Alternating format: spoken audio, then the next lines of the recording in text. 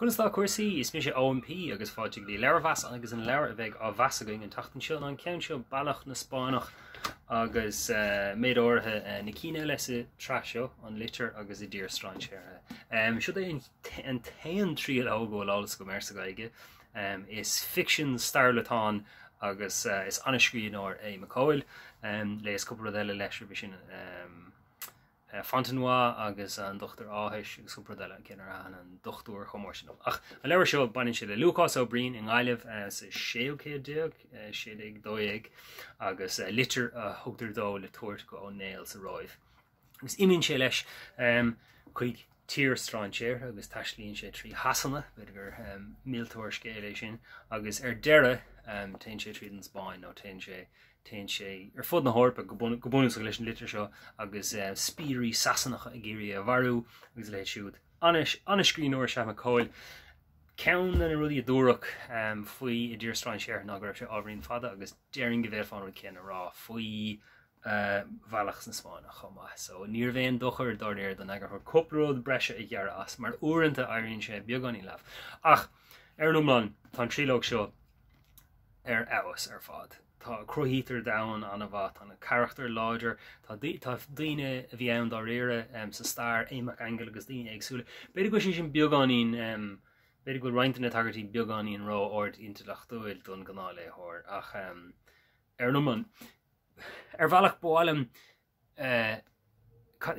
rá dosach gúil an leabhar seo chomá sin agus na leabhar agus an traseo chomór sin go tosaigh ar lán leis na scríonóirí eile tá going ar bhealach.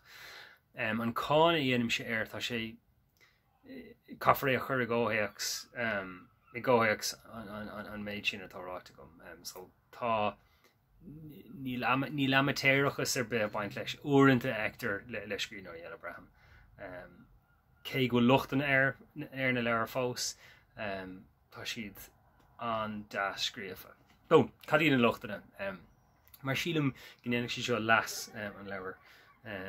nó na leabhar níos mó. Ar bhealach rud amháin a bhíonn an gomininic agus sin go mbíonn Lucas I caint leis le daoine ó thiartha éagsúla agus nach dtuigeann sé an go rabh cé go roiinfeid tangacha aige agus is legan go seaimseirthe den natanga chus duine atá gceist. Agus éiríonn sé sin ábhríonn leabh mar tharlíonn sé chomininic sin agus is sé an rud céan é ríis is ríis. Tá numar go rudaí nachhfuil cho spéisiir sin. So roint den phlé ar stuff polytúil sin go mechart tuiscint meastar maithe bheith go ar star na hórpa an am agus bar é sin a bhaint. Ní chuann sé chomór sin leis an scéal ar bhealach. Agus uaireanta luútar rudaí ar nós go scrítar litricha I ggód nó bhfuil ruúins nó litricha. Níor mission an é eibreamach ach uaireanta dá bheith hí beagáí níos má de rasalíí na rudaí sin siadm go níanach sé an na leas. Ach ar an umláin tá landas na charachtar scríomh incréite tá roiint duna pásan na mór ó star na gaige agus ó star litríocht na gaige an agus tá sé go as uaireanta níor aíonn tú sin tá Litir agus ar bhealach tá rud cinál metatéagsúil tá an dúilteachach iarmhisigh sin duine atá ag chur an leabhar seo I chéile ó thuairiscí agus ó litricha ó Lucas. Agus tá sé sin simúil agus tá an casa go camerará I dro dhear an leabhar bhí ábhríonn de bhórtarm nach naireach le Mhic Cóil an na snáthe agus na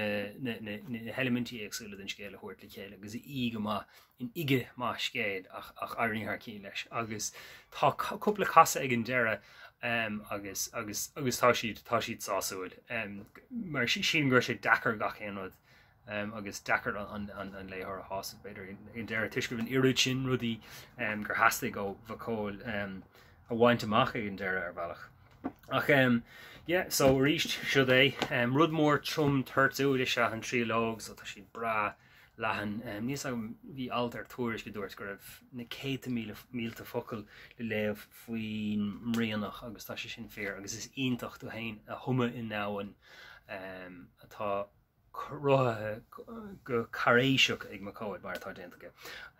agus beidir go sé beagáin ráda beidir go cupród an untú nachfuil cho maith sin ach tríd is tríd tá an scéal go maith an chuirsís ar an ar thrid leis na rápéir bíon is trudaí rápéir an príomh charachtar agus déantar sin nach chur láthir go hanna spéisiú agus go hanna bha. So bhfuil go mór beidir ag tosú sin gé ceann agus an cé ceann beidir níos tapú agus níos spéisiú agus níos fearr agus an sin lena leat go na cí eile agus tá anna deach ige untú chuma.